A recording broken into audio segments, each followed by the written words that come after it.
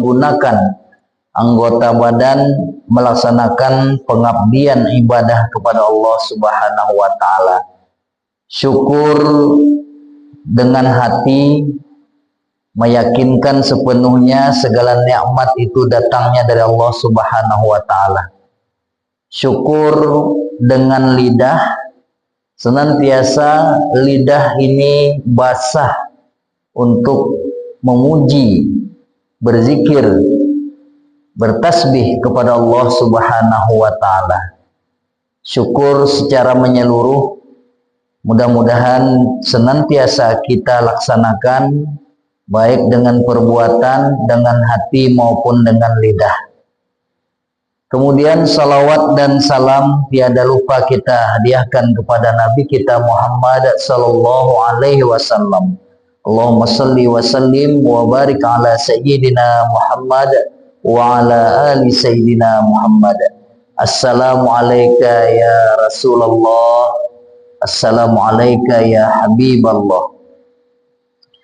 Kaum muslimin dan muslimat rahimani wa rahimakumullah, pada subuh yang berbahagia ini kita kembali melaksanakan kegiatan jamaah subuh yang menyantuni sebahagian anak-anak yatim yang ada di sekitar kita. Mudah-mudahan apa yang kita laksanakan ini diberkahi dan diridhoi oleh Allah Subhanahu wa taala. Kesempatan subuh yang mulia ini mengambil hikmah dari ayat-ayat Al-Quran dan hadis-hadis Nabi Sallallahu Alaihi Wasallam yang disebutkan dalam surat Al-Baqarah ayat 1 sampai 5. A'udzubillahi minasyaitonirrajim. Bismillahirrahmanirrahim. Alif lam mim. Zalikal kitabu la raiba fihi hudal lil muttaqin. Alif lam mim dalam semua tafsir disebutkan tidak ada penjelasan secara khusus makna yang pasti. Setiap ayat-ayat mutasyabbihat dalam Al-Quran, yaitu ayat-ayat yang mengandung makna yang berbeda, makna yang penuh dengan multi tafsir, maka disebut dengan ayat-ayat mutasyabbihat. Ada lagi golongan satu ayat dalam Al-Quran itu disebut ayat-ayat muhkamat, ayat-ayat yang jelas tentang mengarah kepada satu pembicaraan dan satu hukum. Maka alif lam mim itu dalam tafsir disebutkan Allahu a'lamu bimuradihi bizalik. Tidak ada penyebutan arti yang pasti, Allah lah yang mengetahui maksud alif lam mim itu. Maka dari awal turunnya Al-Quran zaman Nabi Shallallahu Alaihi Wasallam sampai saat ini tidak ada ahli tafsir yang mengartikan apa itu alif lam mim. Artinya adalah Allah lah yang mengetahui maksudnya. Alif lam ra kaf ha ya ain shad. Beberapa ayat-ayat yang menunjukkan ayat-ayat mutasyabbihat hanya diartikan oleh para ulama adalah Allah lah yang mengetahui maksudnya. Maka kita pun tidak berani mengartikan apa maksud daripada alif lam mim itu, hanya kita serahkan kepada Allah Subhanahu wa taala. Kemudian ayat yang kedua berbunyi Dzalikal kitabu la raiba fihi. Kitab ini tidak ada keraguan padanya. Maka di awal-awal turunnya Al-Quran, Allah dan di awal-awal surat Al-Baqarah ini Allah menjelaskan dengan pasti bahwa jangan kita itu merasa ragu Pak dengan Al-Quran yang sebagai kitab suci kita itu. Jangan sekali-kali kita ragu, karena Allah sudah menjelaskan dengan pasti la raiba fihi. Al-Quran itu jangan ada keraguan. Kita tidak ragu untuk mengerti ayat, memahami ayatnya, dan tidak ragu mengamalkan apa yang terkandung di dalamnya, dan tidak ragu bahwa itu adalah firman Allah Subhanahu wa taala yang benar. Dzalikal kitabu la raiba fihi hudal lil muttaqin. Fungsi Al-Qur'an yang disebutkan di sini adalah sebagai petunjuk bagi orang-orang yang bertakwa. ataupun sebagai petunjuk bagi orang-orang yang ingin menjalani perjalanan menuju takwa. Karena kalau sudah sampai di finish disebutkan bertakwa itu, mungkin kita tidak berhak mengklaim, memberikan batasan-batasan bahwa kita bertakwa. Paling kita mengatakan inilah jalan untuk orang bertakwa, karena yang bisa mengklaim Allah kita bertakwa itu adalah hanya Allah Subhanahu wa Ta'ala. Dan kita pelajari dan pahami sesungguhnya apa itu takwa. Itu saja. Jadi yang kita pahami jalan menuju takwa, apa itu takwa. Sementara predikat ataupun titel takwa itu hanya Allah lah yang berhak memberikannya kepada kita.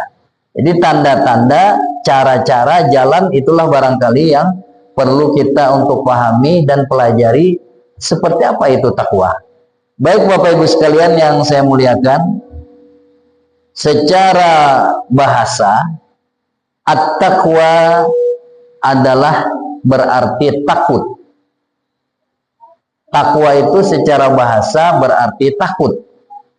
Kemudian secara istilah syara, at-taqwa imtisalul awamir wajtinabu 'anil nawahi. Takwa itu berarti menjunjung segala perintah-perintah Allah dan menjauhi segala larangan-larangannya. Jadi definisi ini, undang-undang daripada takwa ini perlu kita pahami terlebih dahulu untuk lebih jauh membahas apa itu takwa sebenarnya. Jadi menjunjung segala perintah-perintah Allah dan dia menjauhi segala larangan-larangannya. Kemudian Allah melanjutkan pada ayat yang ketiga, allazina yu'minuna bil ghaib.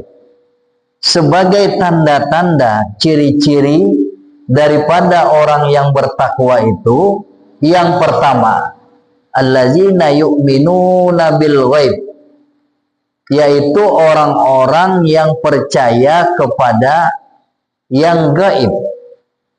Apa itu yang gaib? Sesuatu yang tidak bisa dilihat, diraba, dirasa oleh panca indera.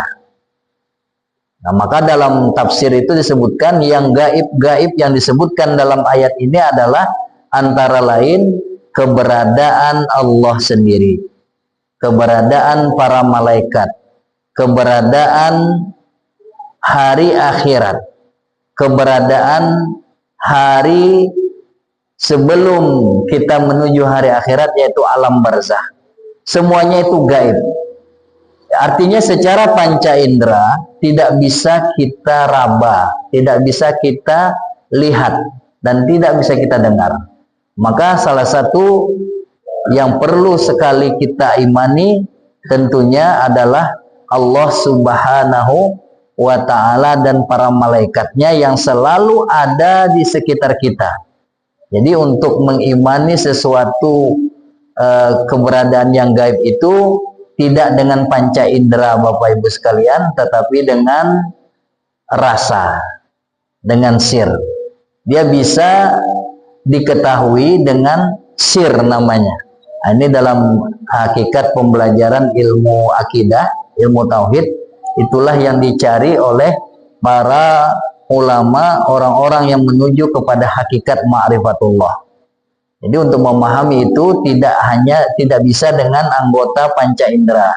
Nah, kemudian yang selanjutnya, sebelum alam akhirat, surga dan neraka, ada yang namanya alam kubur.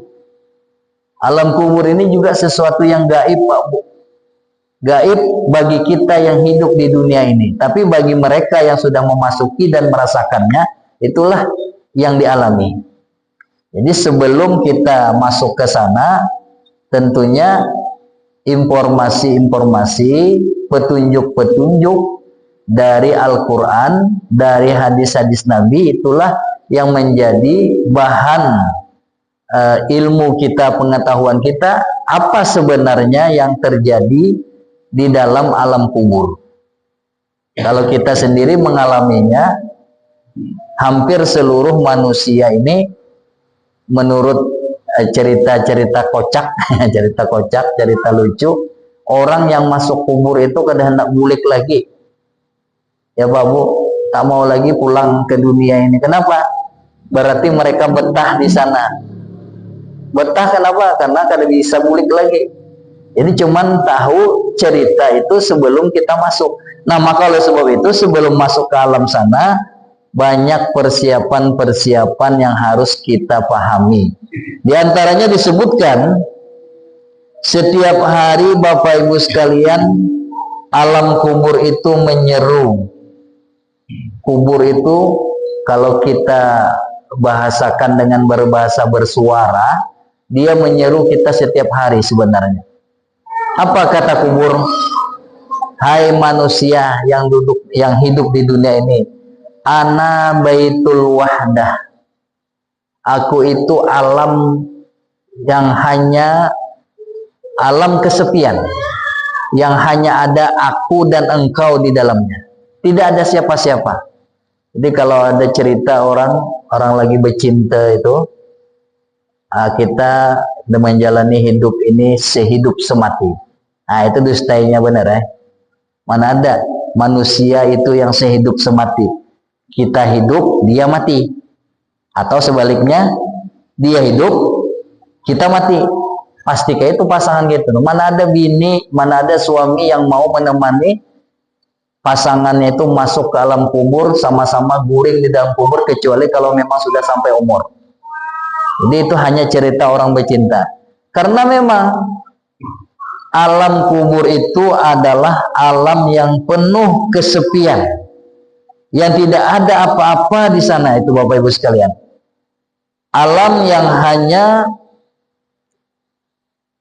hidup di sana itu sendiri saja.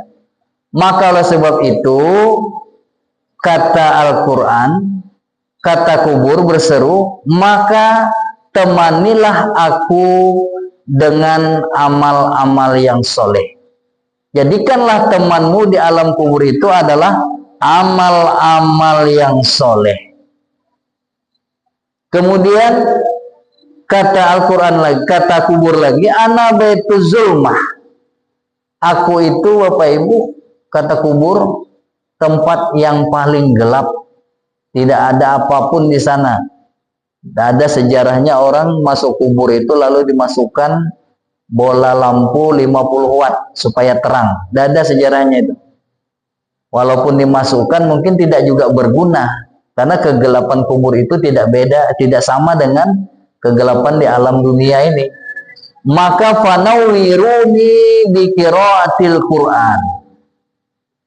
Terangilah kubur itu, kata kubur, dengan bacaan-bacaan Al-Quran. Itulah yang menjadi teman yang menerangi kita Bapak Ibu sekalian. Maka oleh sebab itu dalam kehidupan kita disuruh oleh Allah Subhanahu wa Ta'ala, setiap satu huruf yang kita baca itu mengandung satu nilai pahala. Satu huruf. Bukanlah alif lam mim itu kata Rasulullah sebagai satu huruf, tetapi alif satu huruf, lam satu huruf, mim satu huruf. Jadi mereka ayat-ayat itu mengandung sama masing-masingnya satu huruf. Setiap satu huruf mengandung 10 kebaikan. Maka oleh sebab itu pembacaan Al-Quran itu disepakati oleh para ulama mengandung nilai ibadah. Jadi mengandung nilai ibadahnya ini di mana saja membacanya akan beribadah, kecuali dalam WC. Nah maka dalam hal ini orang meninggalkah, orang hidupkah, orang tidak sembahyangkah, kalau membaca Al-Quran tetap mengandung ibadah. Tidak ada perbedaan. Maka sebagian kita ada yang mengatakan Al-Quran itu hanya untuk orang hidup. Kalau orang meninggal jangan dibacakan Al-Quran, jangan bacakan Yasin. Siapa bilang? Semua Al-Quran itu ketentuan umumnya apabila dibaca dia mengandung pahala dan akan sampai diniatkan kepada orang yang sudah meninggal oleh orang yang hidup. Siapa yang bilang tidak sampai? Orang membacakan Yasin orang meninggal, orang mengantar kepada orang sakaratul maut. Maka salah satu dalil yang menunjukkan bahwa orang yang sedang gorgor, sedang sakaratul maut itu Bapak Ibu sekalian, apabila dibacakan surat Yasin maka akan mempermudah keluarnya ruh. Dalil yang kedua, apabila dibacakan surat Ar-Ra'du, maka akan menghilangkan dahaganya saat sakaratul maut. Itu manfaat daripada bacaan-bacaan Al-Quran, baik orang yang hidup, apalagi orang yang akan meninggal, dan tetap akan bermanfaat. Maka itu kebiasaan daripada para ulama Ahlussunnah wal Jamaah, apabila ada yang ingin meninggal, hampir meninggal, dibacakan Yasin, dibacakan Al-Quran. Setelah meninggal pun demikian pula. Tidak ada larangan membaca Al-Quran itu dimanapun, kecuali dalam WC. Itu jelas larangannya. Kalau orang meninggal, kau bagus bacakan Al-Quran. Apa pula masalahnya? Daripada bepandiran, ya, melayat orang meninggal tidak boleh baca Al-Quran. Tapi apa dikerjakan? Pepandiran mana? Kelakakan tertawaan. Mana yang lebih bagus? Membaca Al-Quran, Yasin dan sebagainya, dibanding dengan duduk-duduk, bicara-bicara masalah dunia sambil ketawa-ketawa ketika melayat orang meninggal. Nah, inilah permasalahan yang sekarang ada di antara kita, terbalik memahami sesuatu yang katanya tidak ada dasar dalam hadis Nabi SAW, itu tidak disunahkan. Mohon kepada kita para masyarakat bahwa Al-Quran itu harus dipahami, dia dibaca maka akan mengandung nilai-nilai pahala walaupun hanya satu huruf.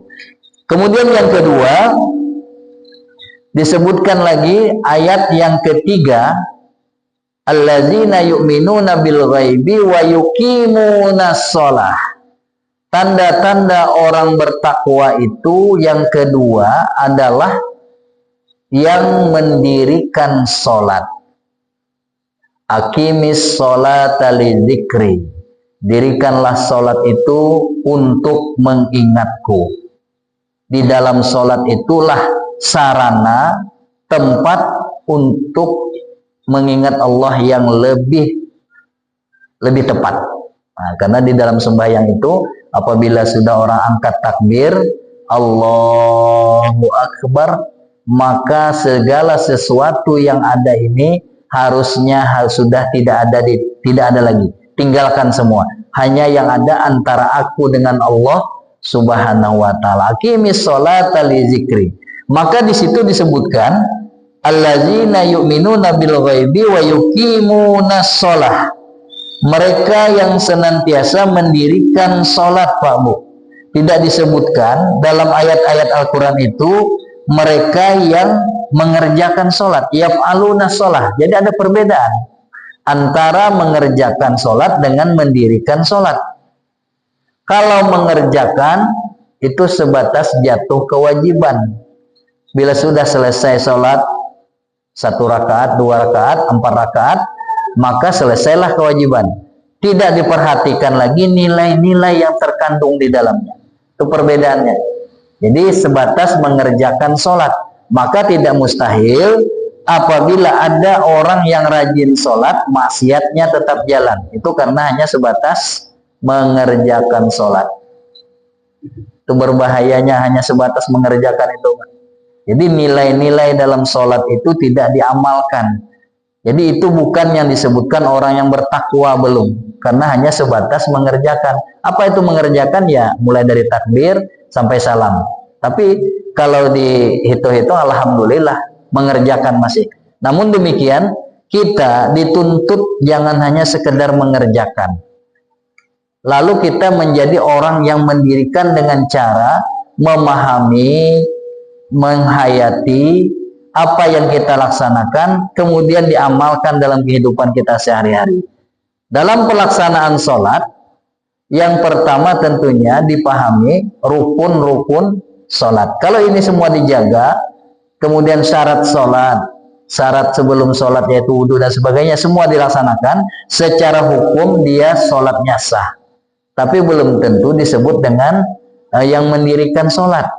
Apa itu mendirikan sholat? Dalam surat Al-Ankabut ayat 45 disebutkan inna sholata tanha anil fahsya'i wal munkar. Sholat yang didirikan itu akan berefek mencegah perbuatan keji dan mungkar. Nah maka apabila sudah mendirikan sholat, perbuatan-perbuatan yang keji dan juga mungkar, maka disebutkan perbuatan keji itu antara lain memfitnah, menggibah, membunuh, perbuatan maksiat yang lain. Itu pasti tidak akan dikerjakan lagi.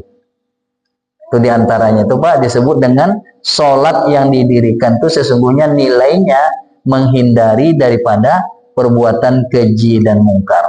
Maka apabila ada imbah bulik sembahyang, sandal banyak hilang, nang sembahyang nama ambil, nah itu hanya sekedar mengerjakan sembahyang ngarannya. Kadang memperhatikan apa nilai-nilai sholat. Yang perlu kita tekankan itu, apabila orang sudah mendirikan sholat, tanha anil fahsya'i wal munkar, pasti akan mencegah perbuatan keji dan mungkar. Laki-laki perempuan kalau sudah menyebut-nyebut orang, tidak akan lagi bagi orang yang sholat. Memfitnah orang tidak akan lagi. Menjelek-jelekan orang di media sosial dan sebagainya pasti tidak ada. Nah sekarang ini Bapak Ibu sekalian, kalau dulu istilahnya itu mulutmu harimaumu gitu ya, mulutmu harimaumu, jaga mulutmu. Apabila salah bicara akan menelanmu dan menjadi dosa bagimu. Sekarang ini jari-jarimu harimaumu. Segala sesuatu fitnah, gibah dan sebagainya bukan lewat mulut lagi, lewat tangan. Nah, lewat media sosial itu juga sama, nilainya sama. Kalau dulu harus datangi orangnya, berbicara langsung. Kalau sekarang enggak, tek-tek sebentar aja dalam setengah menit sudah bisa menggibah orang, sudah bisa memfitnah orang, sudah bisa mengadu domba orang. Ini yang berbahayanya sekarang ini. Itu jangan dianggap. Maka oleh sebab itu disebutkan dalam hadis Nabi Shallallahu Alaihi Wasallam, kafa bil mar'ati kaziba, cukup dengan seseorang itu disebut sebagai pembohong, ayyuhaddisa ma ya'lamuhu, langsung menyebarkan, men-share apa yang ia dengar, apa yang ia ketahui. Itu makanya kalau kita bermedia sosial yang bijak itu, yang kada pasti itu jangan langsung di-share Pak. Baca dahulu. Kalau menyampaikan berita itu yang pasti-pasti dulu. Apalagi itu mengandung fitnah. Ini kita asal masuk aja HP ke kita, lalu kirim ke orang, kirim ke grup. Apa-apakah ceritanya? Kabar orang meninggal aja kadang-kadang ada jelas siapa yang meninggal. Baca dulu Pak. Baca dulu siapa yang meninggal ini, benarkah ini informasinya, lalu di-share. Setelah itu baru jelas ini enggak, ini meninggal, tak jelas siapa-siapa yang dikabarkan itu. Akhirnya menjadi orang ribut tak jelas jadinya. Itu masih mending lah hal yang demikian. Tapi kalau itu menjadi fitnah, itu menjadikan berbahaya kepada kita. Yang kedua, wayuqimunas shalah. Yang ketiga, wa mimma razaqnahum yunfikun. Kata Al-Qur'an, orang yang bertakwa itu mimma razaqnahum yunfikun. Sebahagian harta yang kami berikan mereka infakkan. Apa itu arti infak? Nafkah asal maknanya. Nafkah itu bisa berbentuk sedekah, bisa berbentuk wakaf, bisa berbentuk zakat. Nafkah, infak itu tidak terbatas hanya kepada orang lain, tetapi juga kepada anak dan istri itu nafkah, infak juga. Maka itu disebutkan bersedekah yang paling utama itu adalah kepada anak dan istri. Itu bersedekah. Maka kalau kita pahami, apabila kita memberikan nafkah kepada anak, niatkan inilah nafkah wajibku, infakku yang wajib. Maka selain kita melaksanakan kewajiban juga mengandung nilai pahala. Jadi jangan salah, kepada orang lain royal, kepada bini pamalar. Nah, ini salah ini. Ya ibu-ibu, ibu-ibu nih babulik nih langsung menuntut kan suaminya nih. Kata Ustadz tadi, kepada istri itu harus lebih royal. Ya memang begitu Bu, seharusnya. Jangan salah Pak. Kita dengan agama bagus, tapi dengan anak dan istri ternyata pamalar benar. Nah ini salah ini. Makanya disebutkan wa mimma razaqnahum yunfikun, itu sebagian harta yang aku berikan, kami berikan kata Allah, mereka infakkan, itu salah satunya. Yang terdekat dulu, kemudian kepada yang lain-lainnya termasuk anak yatim yang tadi Itu juga termasuk ya. Artinya Allah tidak meminta semua Pak Bu. Apa yang kita miliki tak semua, karena dari bahasanya min litab'id itu. Litab'id itu hanya sebahagian, tidak semuanya. Allah tidak meminta dari keseluruhan yang diberikan Allah itu. Kalau yang wajib hanya 2,5%, yaitu disebut zakat. Itu yang wajib. Selain daripada yang wajib itu hanya yang sunat-sunat saja. Yang sunat itu terserah kepada kita. Kalau punya harta 1 miliar mau disedekahkan 500 juta terserah. Mau disedekahkan 100 juta terserah. Mau disedekahkan 10.000 aja juga terserah. Tapi yang wajib tetap harus dikeluarkan. Ini yang dimaksudkan mimma razaqnahum yunfikun. Allah tidak memaksakan, hanya meminta sebahagian kecil dari yang kami berikan. Karena bagi orang yang sadar bahwa itu adalah pemberian Allah, pasti dia akan mengeluarkan pula di jalan Allah. Itu yang menjadi inti daripada ayat itu, bahwa apabila kita telah diberikan oleh rezeki oleh Allah, maka sekali-kali jangan kita konsumsi sendiri, jangan disimpan hanya. Karena memang kadang-kadang sebagian orang menganggap harta yang didapatkan itu adalah hasil usahanya, maka sayang benar mengeluarkan.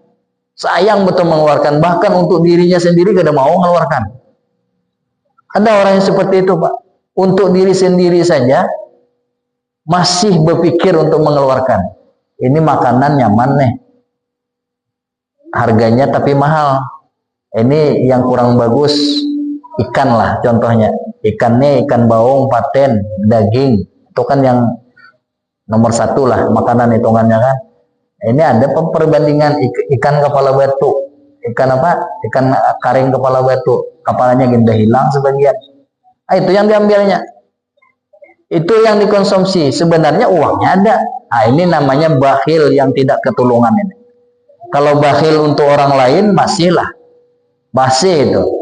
Untuk orang lain masih dalam batasan masuk akal gitu ya. Tapi kalau sudah bakhil untuk diri sendiri, ini paling berat ini. Paling sakit lah hidup ini. Ini hari hujan nih umpamanya. Badan basah kuyup, payung ada tapi di tangan. Payung di tangan, awak basah kuyup. Ditakuni orang, ngapa orang payung gak dipakai?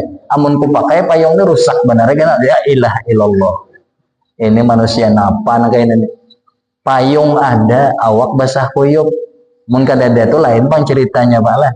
Nah ini yang paling berbahaya, yang bakhil yang seperti ini tidak menyadari sesungguhnya wa mimma razaqnahum yunfikun, yang sesungguhnya sebahagian harta yang diberikan oleh Allah, sebahagian jiwa, sebahagian tenaga yang diberikan oleh Allah Subhanahu wa taala itu mereka infakkan. Bapak Ibu sekalian yang saya muliakan, barangkali 3 daripada tanda-tanda orang bertakwa ini mudah-mudahan menjadi pelajaran kepada kita, dan mudah-mudahan kita tentunya menjadikan tanda-tanda itu sebagai ciri-ciri sifat kita pribadi. Yang pertama, yu'minuna bil ghaib, percaya kepada yang gaib. Yang kedua, mendirikan sholat. Yang ketiga, sebagian harta yang diberikan Allah berikan, infakkan di jalan Allah. Yang keempat, apa-apa yang diturunkan oleh Allah, Al-Quran, dan sebelum Al-Quran juga dipercayai. Yang kelima, wabil akhirati hum yuqinun, dengan hari akhirat kita meyakininya. Bapak Ibu sekalian yang saya muliakan, karena waktu jualah yang memisahkan kita, terima kasih atas segala perhatiannya dan mohon maaf atas segala kekurangan. Billahi taufiq wal hidayah. Wassalamualaikum warahmatullahi wabarakatuh.